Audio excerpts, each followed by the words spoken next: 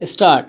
वित्त मंत्री को देश की आर्थिक स्थिति और निर्धनता के संबंध में जितनी जानकारी प्राप्त होती है उतनी किसी अन्य मंत्री को संभव नहीं।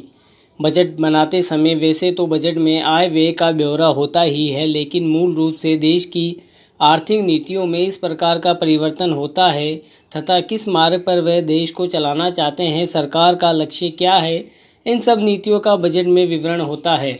हमारे वित्त मंत्री चाहे जिस पर भी रहे हों, चाहे वे मुख्यमंत्री रहे हों, केंद्रीय सरकार में रहे हों, उन्होंने शानदार काम किया है। जिस समय उन्होंने बजट प्रस्तुत किया उस समय देश को और विशेष रूप से गरीबों को उन पर बहुत ही आशाएं प्रतीत होती थी। देश में लगभग 6 लाख गांव हैं, उनमें जो बेरोजगारी है, गरीबी है, उनके संबंध में देश की जनता को उनमें बड़ी आशाएं थी और जनता को देखना चाहती थी कि इस अवसर पर सरकारी नीतियों के द्वारा देश को वे क्या मार्गदर्शन देना चाहते हैं। इस दृष्टि से 3 महत्वपूर्ण बातें इस समय देश के सामने थी। देश का आर्थिक विकास तेजी से हो, अधिक लोगों को काम मिल सके और मूल्यों में स्थिरता आए। जहां तक इन 3 उद्देश्यों का संबंध है, हमने देखा कि उस ओर कुछ परिवर्तन हुए हैं। विशेष रूप से गरीबी हटाओ के संबंध में इस देश में जो चर्चाएं चल रही है, इस बजट में कुछ सीमा तक उसका उल्लेख मिलता है, क्योंकि जितने भी अप्रत्यक्ष कर लगे हैं वे ज़्यादातर धनी लोगों पर और विशेष रूप से शहर के लोगों पर ही लगाए गए हैं। इस तरह से जो एक प्रकार की आर्थिक असमानता हमारे देश में चल रही है, उसको दूर करने का प्रयत्न अवश्य किया जाए। पैरा। लगभग 5 दशक पूर्व जब हमारा देश स्वतंत्र हुआ, उस समय देश की जितनी सरकारी कर्मचारी थे वे ऐसा समझ बैठे थे कि जब तक देश में जिस तरह से अंग्रेज़ों का प्रशासन चल रहा था उस तरह से काम नहीं चलेगा, क्योंकि अंग्रेज़ों के जो नए लोग आए थे, जो मंत्री बने थे, वे लोग धन के मामले में त्यागी आदमी हैं।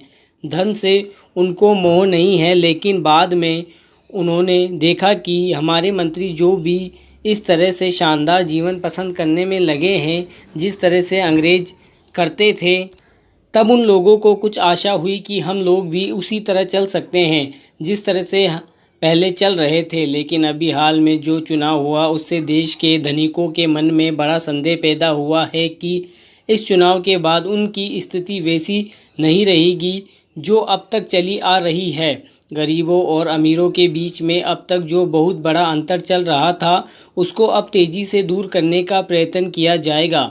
श्रीमान, मैं आपका बहुत ही आभारी हूं जो आपने इस सदन में चालू वर्ष के बजट पर अपने विचार प्रकट करने का अवसर दिया।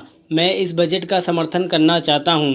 श्रीमान, मैं सबसे पहले अपने दल के नेता प्रधानमंत्री को इस बात के लिए बधाई देना चाहूँगा कि उन्होंने नेतृत्व में देश के कांग्रेस दल को स्पष्ट बहुमत मिला और इसके फलस्वरूप यहाँ पर केंद्र में एक ऐसी सरकार का गठन हुआ जो कि देश में वास्तव में समाजवाद लाना चाहती है।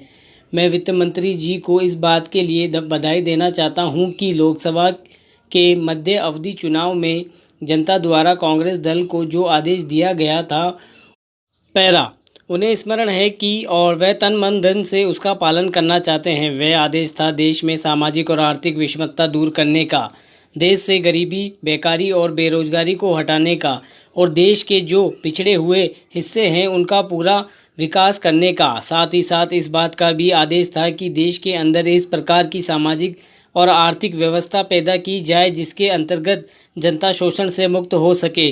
श्रीमान, यह ठीक है कि देश के कृषि क्षेत्र में उत्पादन के